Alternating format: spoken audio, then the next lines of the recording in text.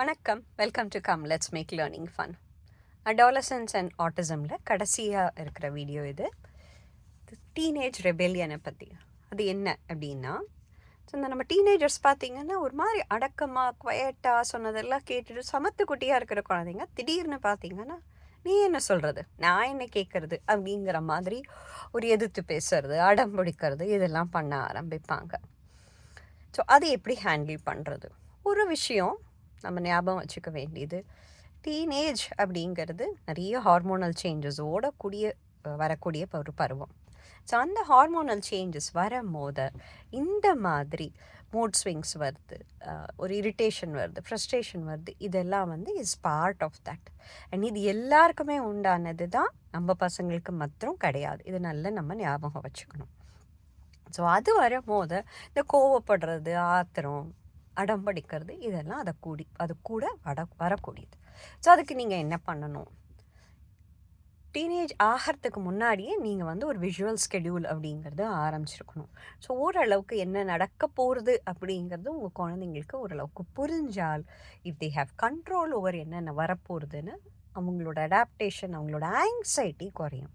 அது குறைஞ்சதுனாலே உங்களுக்கு இந்த மாதிரி மூட் ஸ்விங்ஸ் வர்றது கொஞ்சம் குறையும்.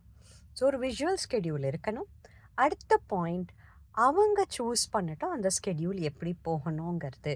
உங்கள் கைடன்ஸ் கட்டாயமாக வேணும், பட் கண்ட்ரோல் அவங்கள்ட்ட இருக்கணும். நீங்கள் போட்டு நீ இதை ஃபாலோ பண்ணுன்னு சொன்னீங்கன்னா அது வேலைக்காகாது.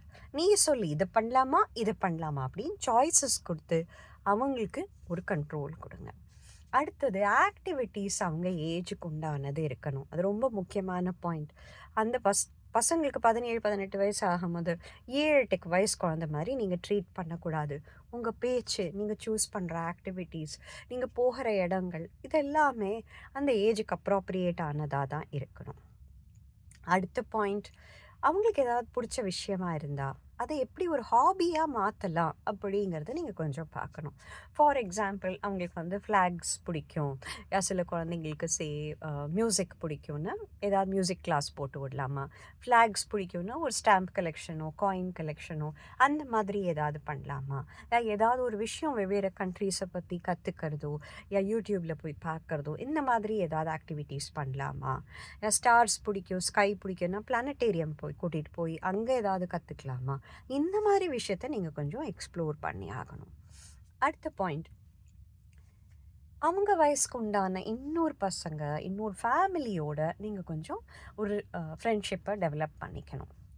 அவங்கள மாதிரியே ஸ்பெக்ட்ரமில் இருக்கிற குழந்தைங்கள இன்னொருத்தவங்களையும் பார்த்தாங்கன்னா, நம்ம குழந்தைங்களுக்கு சொல்ல தெரியாது, பட் மனசில் அவங்களுக்கு தே ஃபீல் பெட்டர். ஓகே, நம்ம ஒண்டி டிஃப்ரெண்ட்டாக இல்லை, நம்மள மாதிரி மிச்சவங்களும் இருக்காங்க அப்படிங்கும் போது அவங்களுக்கு அதில் ஒரு கான்ஃபிடென்ஸ் வரும். அண்ட் உங்களுக்குமே பார்த்திங்கன்னா இன்னொரு ஃபேமிலியோட மிங்கிள் ஆகும் போது நீங்கள் உங்கள் சேலஞ்சஸை டிஸ்கஸ் பண்ணிங்கன்னா ஒரு புது ஸ்ட்ராட்டஜி வரக்கூடிய வாய்ப்பு இருக்குது. சேர்ந்து ஹெல்ப் ஒருத்தருக்கு பண்ணக்கூடிய சான்சஸ் நிறையா இருக்குது. ஸோ இது ஒரு ரொம்ப முக்கியமான பாயிண்ட். அதனால தான் நம்ம குரூப்ஸ் எல்லாம் ஃபார்ம் பண்ணுறதே. ஸோ லைக் மைண்டட் ஃபேமிலிஸோடு நம்மளால் பாண்ட் பண்ண முடிஞ்சதுன்னு நம்ம சேலஞ்சஸை சேர்ந்து ஹேண்டில் பண்ணலாம். ப்ரீதிங் எக்ஸசைசஸ் கட்டாயமாக பசங்களுக்கு சொல்லி கொடுக்கணும். எல்லாத்துக்குமே மீறி என்றைக்காவது கத்துறது, அழறது, ஏதாவது ஒரு மெல்ட் டவுன் ஆச்சுன்னா அந்த நேரத்தில் உங்கள் குழந்த பக்கத்தில் உட்காந்துக்கோங்க. அவங்க பெர்மிட் பண்ணாங்கன்னா முதுக தடவி கொடுக்கறது, அவங்க கூட சேர்ந்து ப்ரீதிங் எக்ஸசைசஸ் பண்ணுறது, பேசுகிற டோனை காமாக வச்சுக்கிறது, இதெல்லாம் தான் நம்ம பண்ணணும். மெல்ட் டவுனோ ஒரு அக்ரெஷனுக்கு ஆனதுக்கப்புறம் மேக் ஷுவர் நீங்கள் உங்கள் குழந்தைகிட்ட அஃபெக்ஷனேட்டாக இருக்கீங்க. அந்த நேரத்தில் அவங்கள பனிஷ் பண்ணாதீங்க.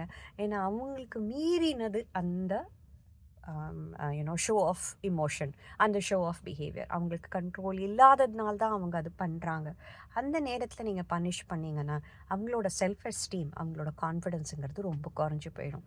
ஸோ அந்த நேரத்தில் தான் நீங்கள் ரொம்ப காமாக, ரொம்ப அஃபெக்ஷனேட்டாக, பாசிட்டிவாக வேர்ட்ஸ் யூஸ் பண்ணணும்.